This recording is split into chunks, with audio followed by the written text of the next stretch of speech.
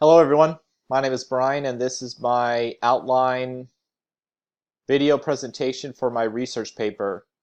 Now my research paper is going to be covering the topic of the French Revolution. This is a big topic, so I'm going to kind of zoom in my focal point to kind of a particular aspect of the French Revolution. The outline of the paper, though, however, at the beginning of it, the introduction is going to kind of just paint a picture of where we are in history. We are going to be covering a 10-year time span from 1789 to 1799. And there was various social and political influences taking place at this time that was really creating upheaval in France. This was inexplicably linked with the church due to the widespread privilege the church was accustomed to having. So dating back hundreds of years, the church was not separated from the state of France. They were linked together. So everything revolved around the authority of Catholicism and the church and the Pope, and then from there society kind of played its role in the community. So the church had widespread property rights, they had a high social status, which would include public ceremonies. So everything that was taking place, from no matter who you were, the common person or somebody with great influence, funerals, weddings, everything was filtered through the church. Now,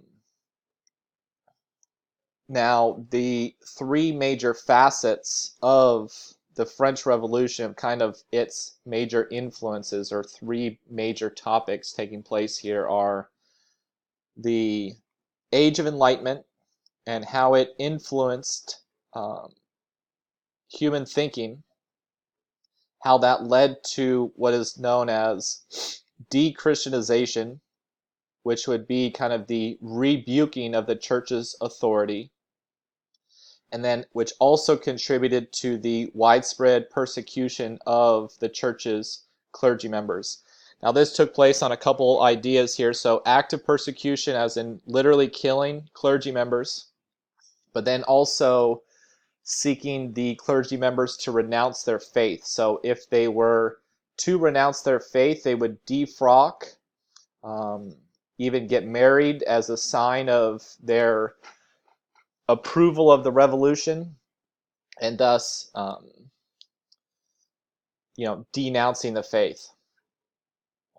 Now, all those things were kind of taking place in various degrees based on, geographically speaking, where we are in the country of France. So different cities had different focal points. The conclusion, however, is that the greater the church influence on a particular suburb, the greater the persecution, the greater the de-Christianization movement was.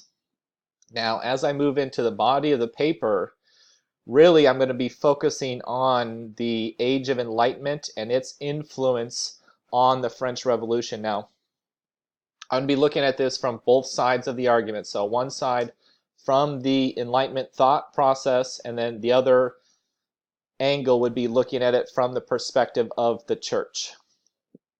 Now, just kind of give you a broad idea of what the Enlightenment thinkers were promoting. By and large, it was just freedom of expression. So one of my sources writes the definition, Jonathan Israel writes the definition as: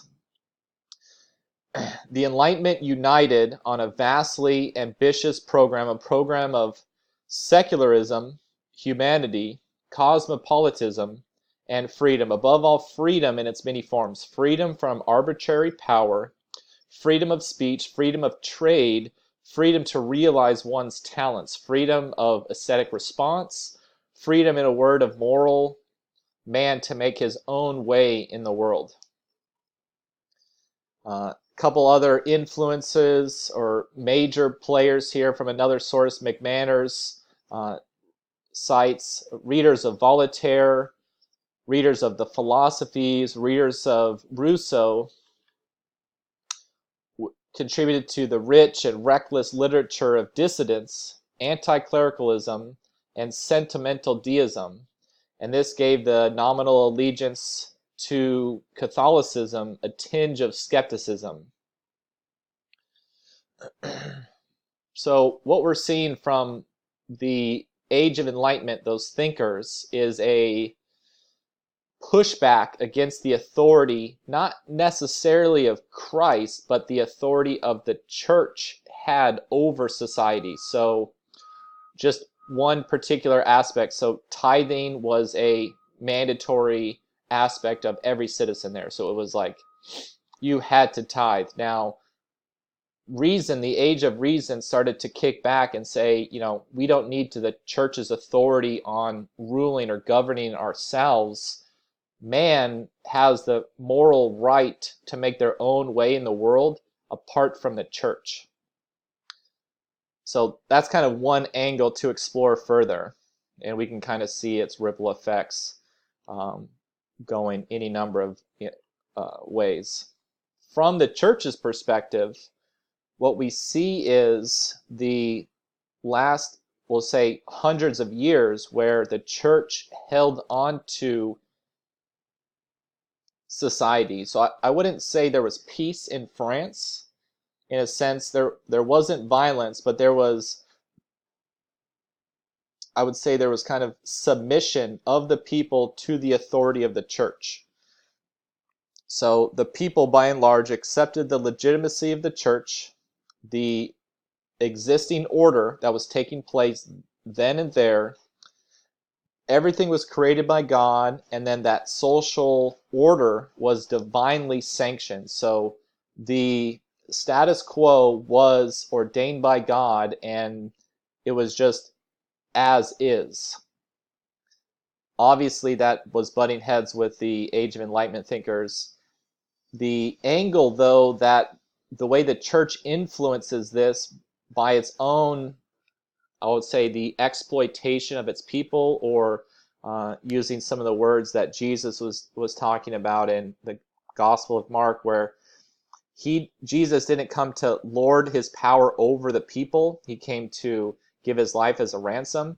The church at this time was definitely lording over its power over the people. So that conformity, according to McManus, had the effect of inoculating the people against deism, against its own very body, which left open the doors of agnosticism, atheism, and then just in general philosophy or reason as alternatives to the church.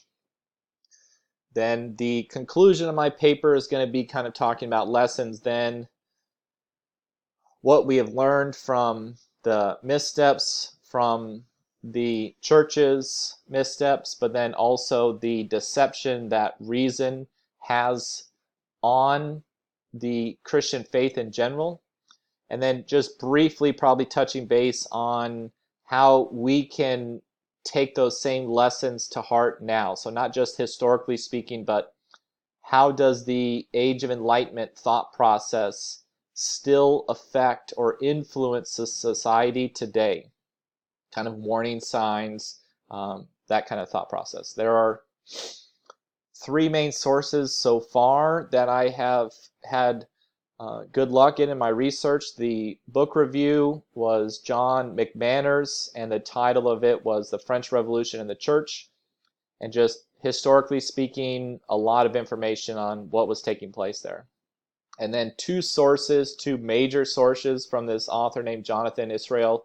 The books are roughly 1,000 pages, and it's split up the time period 1670 all the way up to 1790, so a little over 100 years, and it's broken into two books. The first one was The Enlightenment Contested Philosophy, Modernity, and the Emancipation of Man, and that's the time periods of 1670 to 1752, and then his second book, Democratic Enlightenment, Philosophy, Revolution, and Human Rights, which was taking place from 1750 to 1790. And that, in a nutshell, is my outline video presentation. And I am looking forward to diving deeper into my research and probably ironing out that thesis and questions and connecting it with clarity with lessons learned. Thank you for listening. God bless.